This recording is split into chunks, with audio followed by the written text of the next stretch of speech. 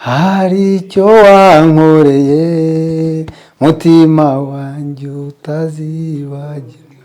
Hari Imana ikamvana mu bubari, najyaga ndara mu bubari bugacya, ndabwira urubyiruko mbabwira ngo nimureke ibiyobyabwenge, ndabwira urubyiruko mbabwira ngo nimuve mu bidahisha Imana icyubahiro, ndabwira urubyiruko mbabwira ngo nimuve mu bubari, muve mu biyobyabwenge, muryame musinzire. Kuva icyo gihe kugera 9 mw'abantu mwe ntabwo nigeze ndyama, najyaga ndyama saa 9. Aho umwana w'umuntu atagukura. Morodekayi ngo arapfukama, ngo arasenga, ngo araboroga. Reka nkubwire, wowe borogera Imana, wiborogera umwana w'umuntu. Iri ngiyi niryo rituma ucaho utagaciye. Twamenye neza yuko isengesho rihindura ibitagahindutse. Isengesho muri Yesaya rivuga ngo biremwe none ahangaha. Reka nkubwire, ibyo byose utekereza byiza biremwe none ahangaha.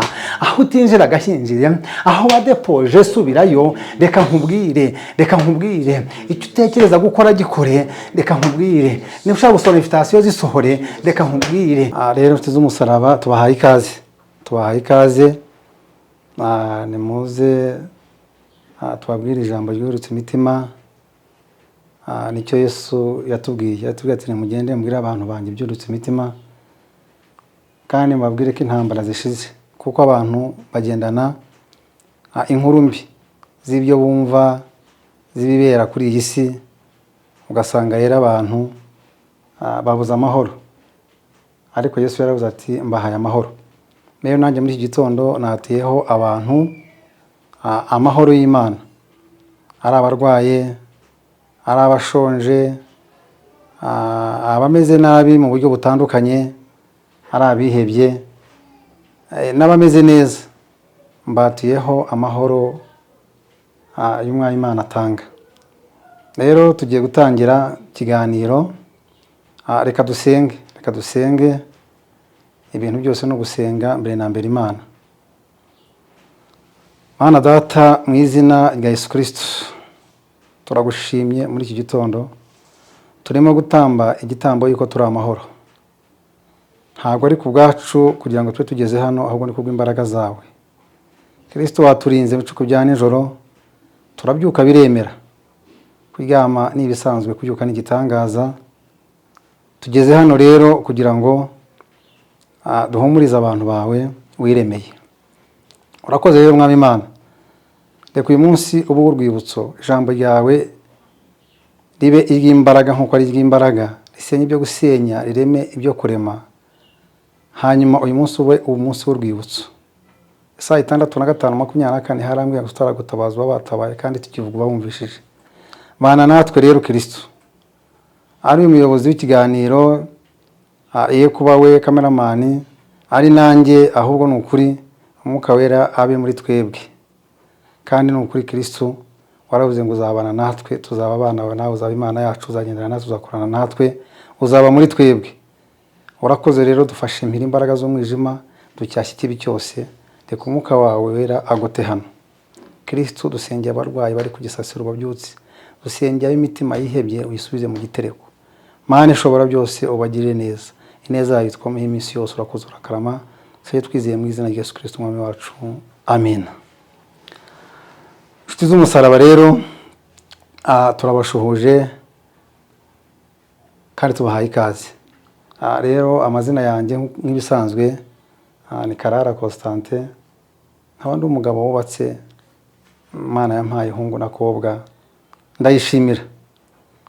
Ni muhumure rero, nshuhuje abantu bose bari hirya no hino, babwira ngo ikaze. Nciye hano Gikondo, aho Ihumure TV ikorera. Ni ukuri ntabwo nari nabiteguye, ahubwo bibaye ngombwa yuko nca hano kubwo imbabazi z'Imana. Rero mu by'ukuri ni ibintu bibiri mishije hano, gusa nje kuvuga, hanyuma nkakomeza nkagenda nkajya muri gahunda zanjye. Rero ni ugusengera igihugu cy'u Burundi. Igihugu cy'u Burundi ni ukugisengera. Nabonye yerekwa ritari ryiza kuri perezida, hanyuma mbona ubutegetsi bwe bufatwa. hanyuma ntago mbese bimeze neza. Abera kandi nubwo i Burundi bimeze kuri iyi ntambara zirarangiye, hanyuma ni ukuri nk'uko ubushize nababwiye ngo nta ntambara mu gihugu cyacu, na n'ubu ngubu Imana itanze ihumure ry'imyaka 30 nta rusasu muri iki gihugu. Rero izo nizo mesaje zari zinshishije hano.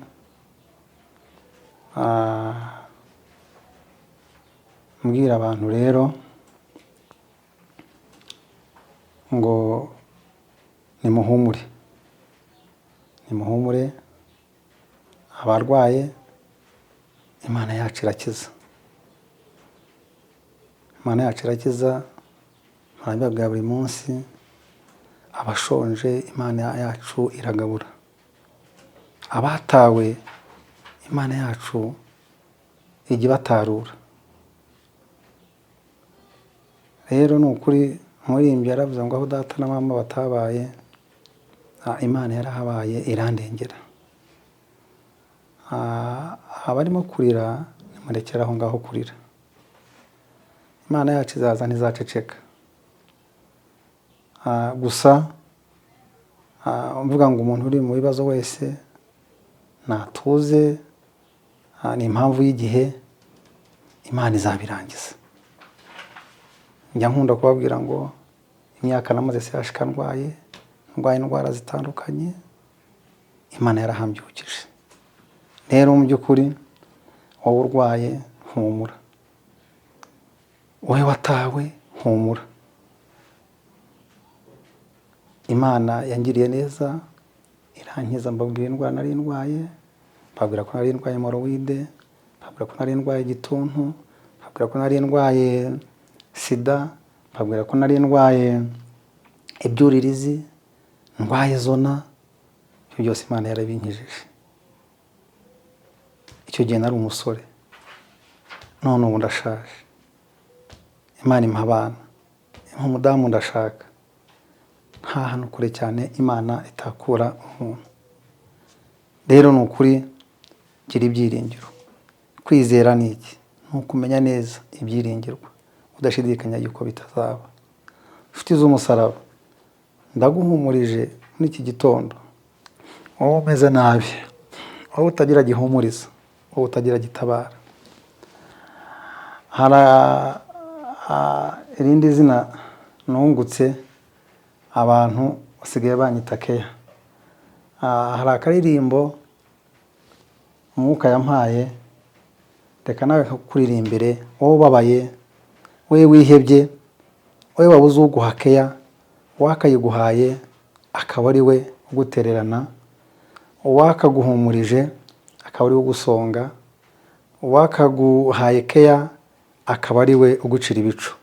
Reka rero nko kuririmbire hanyuma ukaririmbo wumve karakawe, wowe ubabaye, wowe watawe, wowe utagira kirengera, wowe utagira gisurwa. Kubera ko nari natawe, ngira amagambo y'ihumure muri jyewe. Imana igira ukuntu ihamagara abantu bitandukanye. Jyewe nahamagawe mbabaye, nahamagawe ndi igisenzegeri, nahamagawe ndi kwa muganga, nahamagawe naratawe. Reka rero nko kuririmbira aho duhanze amaso adutega amatwi. Ntabwo bamfite, Imana ikimpa Keya, iz'abantu banyimye, Imana yanjye ntizazinyima. Ntabwo bamfite, Imana ikimpa Keya, iz'abantu banyimye, Imana yanjye ntizazinyima.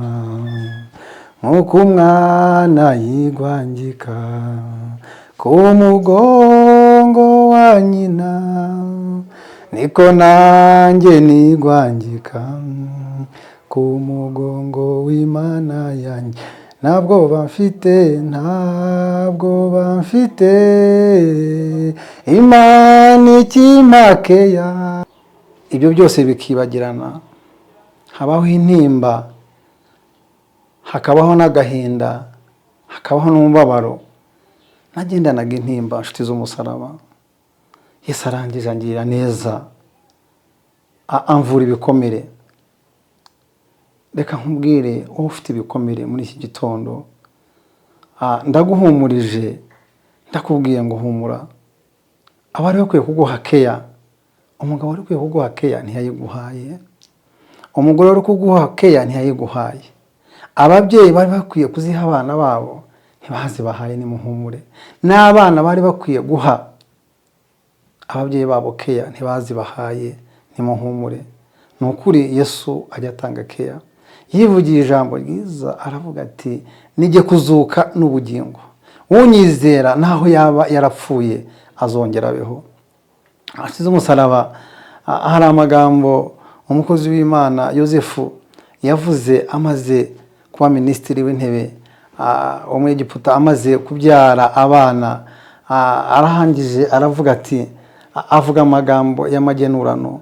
Ni ukuri, reka nguhumurize wowe ubabaye, reka nguhumurize wowe watawe dore ugiye gutarurwa, reka nguhumurize dore rwose bagiye kugutelefona, nawe bagiye kukwibuka.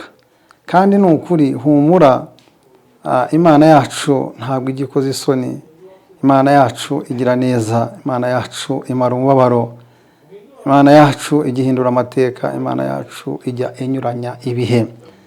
Ni ukuri, wowe ubabaye, wowe utagira kirengera, humura, humura, humura. Humura, muri ibyo yavuze ngo hari icyo wankoreye, mutima wanjye utazibagirwa, hari icyo wankoreye, mutima wanjye utazibagirwa. Hari ibintu Imana yadukoreye imitima yacu itazibagirwa, naho byaba bimeze bite. Hari ikintu Imana yadukoreye imitima yacu itazibagirwa. Inshuti z'umusaraba, ibuka ibintu Imana yagukoreye. Wibona uyu munsi wabuze amakara ngo uvuge ngo byacitse, wibona uyu munsi wabuze yo kwishyura inzu uvuge ngo byacitse, ngo ya Mana ntikibaho. Uyu Imana yacu irahari. Wivuga ngo uyu munsi bimeze bitya, abantu bakwanze, abantu bakugambaniye, uvuge ngo ya Mana ntikibaho. Oya, bye kukwibagiza imirimo yagukoreye, bye kukwibagiza imirimo yagukoreye. Ntabwo umuririmbyi yavuze ngo hari icyo wankoreye Mana, umutima wanjye utazibagirwa. Giye babwiye hari ikintu Imana yankoreye ndi Kacyiru. Njye mbabwira ngo Kacyiru hariya niyo mateka yanjye, Kacyiru hariya nahabaye ndi umusore, none dore mpabereye igikwerere. Nahabaye ndi umusore, nkwera hariya mu kigo ndahakorera. Ibyo byose byambayeho, kurwara nkajya hariya mu bitaro, nkahava ndi muri kubundi umuvuga butumwa wabonye Imana. Nabonye Imana n'amaso yanjye, nabonye Imana iranduhura, nabonye Imana irankiza, nabonye Imana indemera amateka mashya aranyitirirwa. Haleluya, haleluya. Rero ndabahumuriza.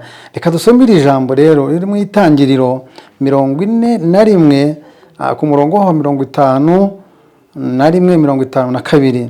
Haravuga ngo Yosefu yita imfura ye Manase ati, nuko Imana yanyibagije umuruho wanjye wose n'uw'inzu ya data wose.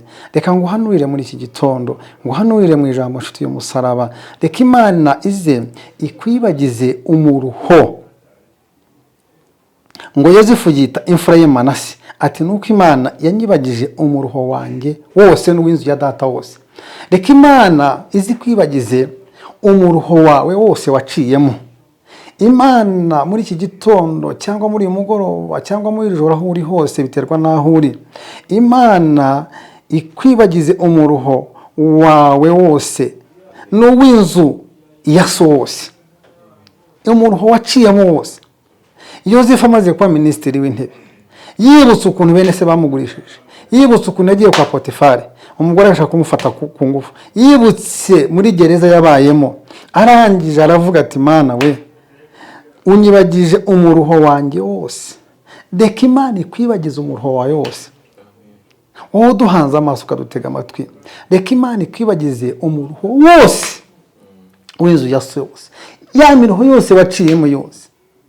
Ukuntu wagambaniwe, ukuntu watawe, ukuntu wize nabi, ukuntu wayacicishirije, ukuntu utize, ariko reka Imana ikwibagize umuruho wawe wose. 52 ngo uwa kabiri amwita Efuremu ati nuko Imana yanyorokereje muri iki gihugu naboneyemo umubabaro. Aleluya. Aravuga ati nuko Imana yandindiye muri iki gihugu, yanyorokereje muri iki gihugu nafungiwemo, yanyorokereje muri iki gihugu ndi umuboyi kwa Potifari, yanyorokereje muri iki gihugu ikandindira muri gereza. Haleluya. Nanjye ndababwira Imana yandindiye Kacyiru. Haleluya. Kuva 95 hariya mpagera. Haleluya. Imana ikahandindira nkahakorera, Imana ikahandindira. Imana ifite aho ituvanye, Imana ikamvana mu bubari. Najyaga ndara mu bubari bugacya, ndabwira urubyiruko mbabwira ngo nimureke ibiyobyabwenge, ndabwira urubyiruko mbabwira ngo nimuve mu bidahesha Imana icyubahiro, ndabwira urubyiruko mbabwira ngo nimuve mu bubari, muve mu biyobyabwenge, muryame musinzire. Kuva icyo gihe kugera 99 mwabantu mwe ntabwo nigeze ndyama, najyaga ndyama saa 9, najyaga ndyama abandi babyuka. Haleluya. Ndababwira Imana igihindura amateka. Imana ifite aho ituvanye, Imana ituvanye mu bubari, Imana ituvanye mu ndaya, Imana ituvanye mu bugambanyi, Imana ituvanye mu bugome, itugirira neza. Imana iraturinda. Ndababwira Imana ifatika, ndababwira Imana igihindura amateka, ndababwira Imana nyamana.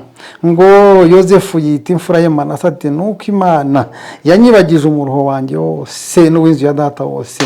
Reka mbabwire mwabantu mwe, umuririmbyi yaravuze ngo Yesu ni wowe musambonyemo amahoro nifuzaga, najyaga nyashaka sinyabone, ngasuhuza umutima iteka, none ni Yesu wenyine ntarindi zina nemera, kubw'ubugingo n'umunezero bibonekera muri we. Yesu yatumaze inyota. Umuririmbyi aravuga ngo yajyaga ajya kwiriba afite inyota, ngo yaba agiye kunywa amazi agakama. Yesu yatumaze inyota z'uburaya, Yesu atumara inyota. Ndabwira urubyiruko mbabwira ngo nimuhunge mwabantu mwe, nimuhunge ububari, nimuhunge ibiyobyabwenge, dore nimuhunge. Nukuri Yesu y'umugarukiye arakugarukira nshuti z'umusaraba.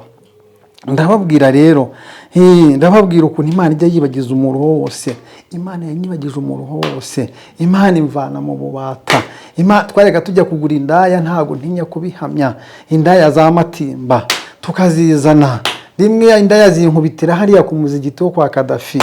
Amafaranga nari nyuye indaya 2, amafaranga yose nayamaze yose bayanywereye. Barambwira bati ntago turi bugendesha amaguru niba nta amafaranga taxi voiture ufite. Ntayo mfite. Indaya zinkubitira aho ngaho. Ibyo nshuti z'umusaraba ntago nabyibagirwa.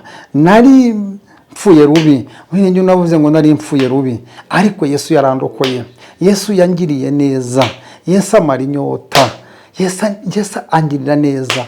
Nshuti z'umusaraba reka nkubwire, nimuhunga ibyaha birakenya. Eniteke yanjye yose twabanaga nukuri barashize, urungano rwanjye nshuti z'umusaraba abasigaye ni bakeya, nshuti z'umusaraba. Ushaka naguha detaye. Rero ndababwira ngo nimuhunge mudapfa, nimuhunge urupfu, nimuhunge, nukuri nimuhunge nshuti z'umusaraba, nimuhunge nukuri. Rero nimuhumure abarwayi, nukuri Yesu arakiza. Ndabizi kuva mu byaha ntago byoroshye,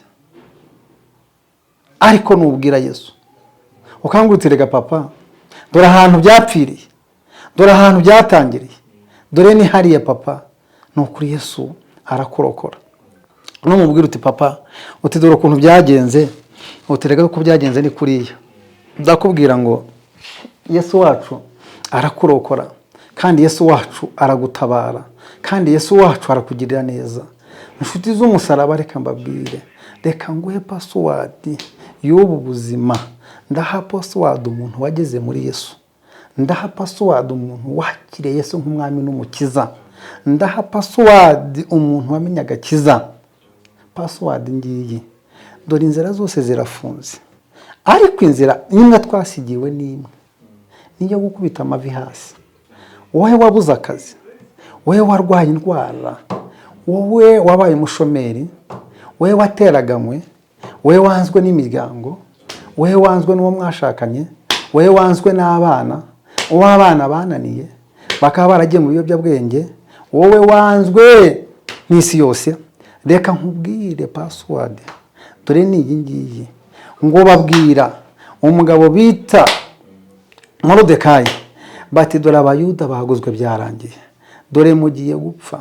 Nta kindi kintu yakoze, inshuti z'umusaraba, ngo yambaye ibigunira, arangije aragenda ajya ku muhanda. Umugabo w'Imana araboroga, umugabo w'Imana araboroga, umugabo w'Imana arapfukama, umugabo w'Imana arasenga.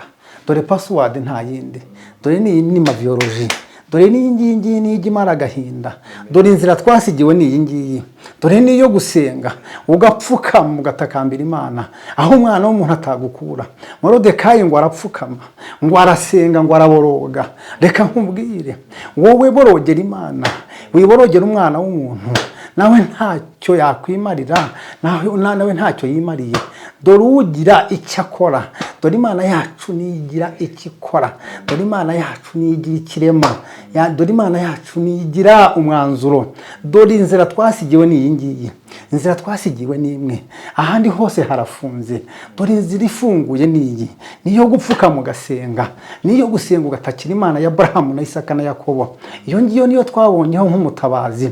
Kwa sauti yake Lazaro alifufuka, kwa sauti yake alitoa chakula nyikani, kwa sauti yake bahari ya Shamu ilikatika mara mbili, kwa sauti yake tulimuona Yesu ahagararanye na Yoshua. Yahagararanye na Yoshua, arangije aravuga ngo nta munsi nk'uwo nguwo Yoshua yigeze abona mu buzima bwe. Ahagarika izuba n'ukwezi kuri Gibeyoni, aravuga ati kwezi hagarara, ngo nta munsi wigeze kuba nk'uwo nguwo. Inshuti z'umusaraba rero ndakubwira ngo nta yindi nzira ni iyi ngiyi. Iyi ngiyi ni igihindura amateka, iyi ngiyi yo gupfuka mu gasenga, iyi ngiyi yo gupfuka mu gahamagara Imana. Igisambo ku musaraba cyaravuze ngo papa, nugera mu bwami bwawe ngo uzanyibuke. Yesu aravuga ati mu kanya nkako guhumbya. Hanyuma igisambo nacyo gitarasana ba Abrahamu na ba Isaka na ba Yakobo, nacyo gitatarasi Yerusalemu. Reka nkubwire, wowe egera Imana, egera Yesu Kristo w'i Nazareti.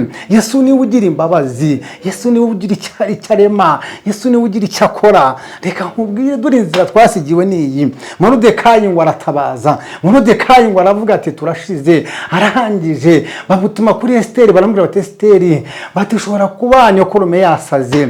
Haleluya. Arababwira ngo mugende mumubwire ngo nta myenda nkeneye, ngo bamuzanire imyenda, bati nta myenda nkeneye, ahubwo dore twaragambaniwe. Rero reka nutagira icyo ukora, ariko nta kizabuza abayuda gutabarwa. Reka nkubwire uko byagenda kose, inzira ucamo reka uyicemo, reka inzira ucamo reka uyicemo. Ndakubwiye ngo nta kizabuza abayuda gutabarwa, nta kizakubuza gutabarwa. Ni wiringira Yesu, ugapfuka mu gasenga, ugasenga amasengesho asanzwe n'adasanzwe. Nta kindi nakubwira, nta yindi password naguha, nta rindi banga naguha. Dore nibanga ni iri ngiri. Iri ngiri niryo rituma umuntu abyara agaheka, iri ngiri niryo rituma ukora ubukwe, iri ngiri niryo rituma uramira mu gihugu, iri ngiri niryo rituma ubona akazi aho utakakabonye, iri ngiri niryo rituma ucaho utagaciye. Twamenye neza yuko isengesho rihindura ibitagahindutse. Isengesho muri Yesaya rivuga ngo biremwe none ahangaha. Reka nkubwire, ibyo byose utekereza byiza biremwe none ahangaha, aho utinjira agahinjire, aho wadepoje subirayo. Reka nkubwire, icyo utekereza gukora gikore. Reka nkubwire, niba ushaka gusoma invitation zisohore. Reka nkubwire, genda wubaka ikibanza cyawe, cyangwa genda nawe uramuze ikibanza ukigure. Reka nkubwire, Imana yacu ijya yimbura imisozi itabimenya, ikabibana uburakari bukomeye.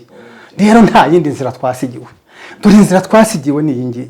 Iyi niyo gupfuka mu gasenga, iyi niyo gupfuka mu gatakira Imana ya Abrahamu na Isaka na Yakobo.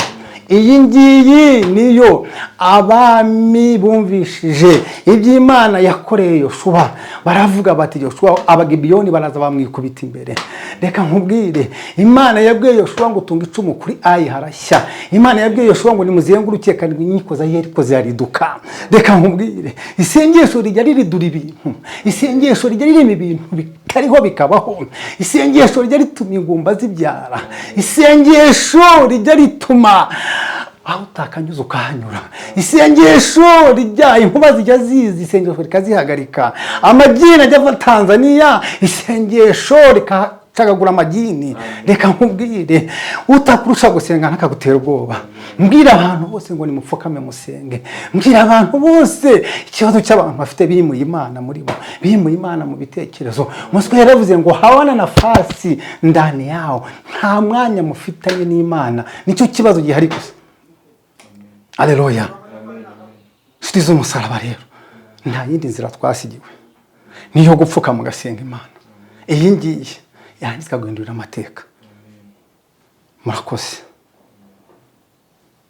Urwaye arakize, umushomeri abonye akazi. Mu mbaraga z'amasengesho, Yeremiya 3:3 ngo ntabaza ndagutabara nkwereke ibiruhije bikomeye utamenya. Nanjye ndasenze mu mbaraga z'amasengesho. Papa bahagurutsa abantu barwaye, warabikoze uko wabinkuriye, bibakorere. Abaguhamagara bagutaki n'abatarakumenya papa, bagirire neza, kora imirimo n'ibitangaza.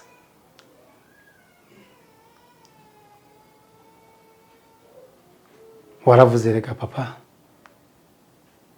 mu Baroma 15:7 ngo reka twemeranywe nk'uko watwemeye.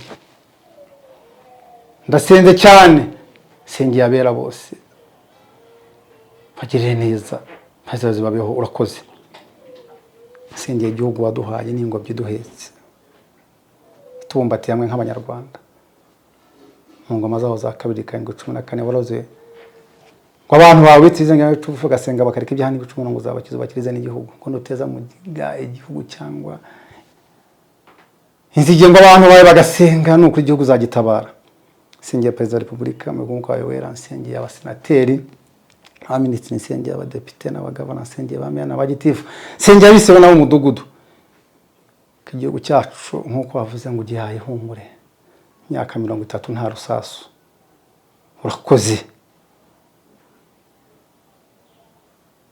Urakoze papa. Shambo rya muri Yeremiya 1:8 haravuze ngo naho amahanga yahaguruka, twe kugira ubwoba, twe gutinya, hagaranye natwe. Urakoze kunyuranyije ibihe. Bawe zawe reka some ku gihugu cyacu. Urakoze Kristo. Dusengeye itorero, dusengeye abashumba batandukanye, dusengeye abaririmbyi, dusengeye abigize, dusengeye abakristo, dusengeye abarimu, dusengeye buri muntu wese Kristo umurimo wawe mugiye neza. Tukwisa hasi abahanuzi b'ibinyoma, turashenye, turarimbuye, tunaze mu kidaturwa. Dusengeye itorero, uko zahagara kwica ugahamagara amazina y'abera, abo twatiye amazina n'abo tutatuye papa, abo twibuka n'abo tutibuka. Reka buri muntu wese azumva izina rye yitabe. Reka abantu bitegure, tuye no kuri Kristo. Uraje, urimo kuri, urimo kurimbisha umugeni. Reka rero twitegure isaha n'isaha Kristo twataha tukava muri iyi si. Iwacu ntabwo ari inanga, iwacu ni mu ijuru. Urakoze rero Kristo, mbazo kandi ushyirwe hejuru mu izina rya Yesu Kristo umwami wacu. Urakoze papa. Nyuma y'ibi byose umuririmbyi aravuga ngo nyuma y'ibi, nyuma y'ibyo, nyuma y'ibi hazaba umunezero gusa. Reka nkubwire wowe uduhanze amatwi, uteze amatwi, nyuma y'ibyo byose ureba, nyuma y'ibyo mibabaro, nyuma y'ibyo byose ureba, nyuma y'imiyaga n'inkuba n'icyo byose, mu Rwanda hazaba ububyutse butigeze kuba ahantu hari hose. Urakoze papa kubanye natwe, izina rye nishyirwe hejuru mu izina rya Yesu Kristo umwami wacu. Amen. Ekuzo.